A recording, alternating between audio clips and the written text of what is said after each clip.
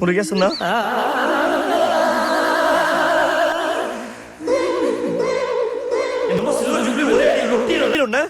நோட்டிட்டு போயிடுச்சு தம்பி.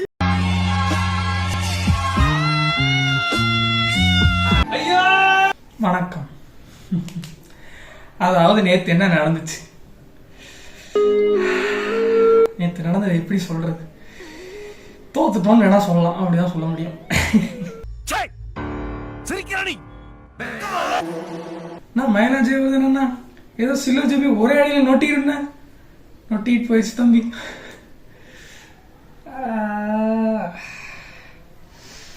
நினைச்ச மாதிரியே அந்த ஸ்பின் ட்ரியோ வச்சு நேற்று செதைச்சு விட்டாங்க நண்பர்களே. அதுதான் நடந்துச்சு நேற்று.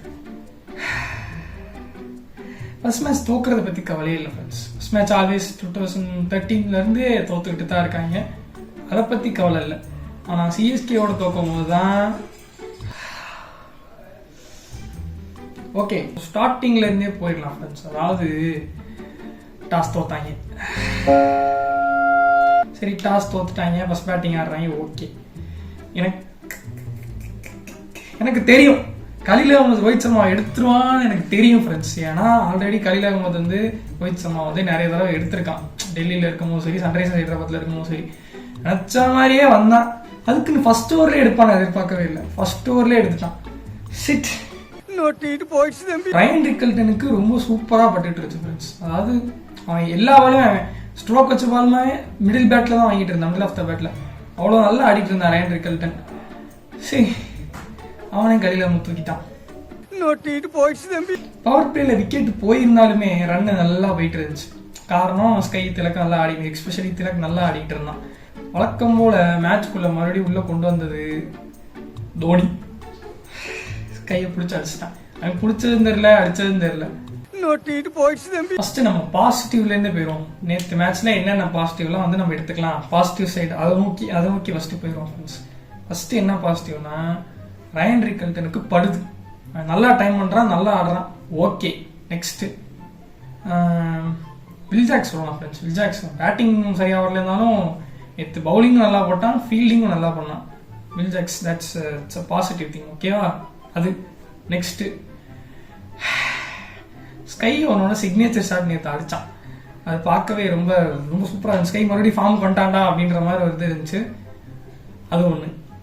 அடுத்து திலக்காவனா ஃப்ரெண்ட்ஸ். வழக்கம் போல மும்பை வந்து எப்பப்பெல்லாம் கிரைசிஸ்ல இருக்கோ அப்பப்பெல்லாம் வந்து ஸ்டேபிளாக ஒரு இன்னிங்ஸ் ஆடி கொடுத்துட்டான் நேற்று. அதே மாதிரி ஆனா தீபக் சகர் சீரியஸ் ப்ராப்ளம் சிஎஸ்கே அப்படின்ற மாதிரி நேற்று ஆடிட்டு இருந்தான். அவ்வளோ ஃபயர்ட் அப்பாக ஆடிட்டு இருந்தான் நேற்று. என்ன ஆச்சுன்னே தெரியல, பேட்டிங்லேயும் சரி பவுலிங்லேயும் சரி.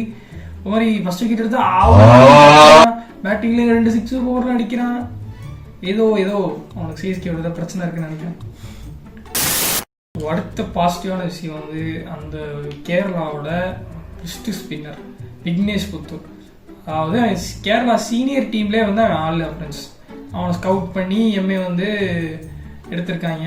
தட்ஸ் அ பாசிட்டிவ் திங், ஓகேவா. நோட்டிட்டு போயிடுச்சு தம்பி. ஏன்னா காலங்காலமாக எம்ஏ வந்து ஸ்பின்ல அவ்வளோவா கான்சென்ட்ரேட்டே பண்ண மாட்டாங்க. மோஸ்ட்லி சீமஸ் தான் வந்து மோஸ்ட்லி கான்சென்ட்ரேட் பண்ணுவாங்க. ஆனால் இந்த ஆப்ஷனில் சரி ஸ்பின்னர்ஸ் நிறைய பேர் எடுத்திருந்தாங்க. ஸோ ஸ்பின் டிபார்ட்மெண்ட் வந்து ரொம்ப நல்லாவே பண்ணியிருக்கு. இந்த மேட்ச்சில் தோற்றுருந்தாலும் சொல்கிறேன், ரொம்ப நல்லாவே பண்ணியிருந்தாங்க. நல்லா கம்பேக் இருந்துச்சு. ஏன்னா மேட்ச் வந்து லாஸ்ட் ஓவர் வரையுமே போச்சு.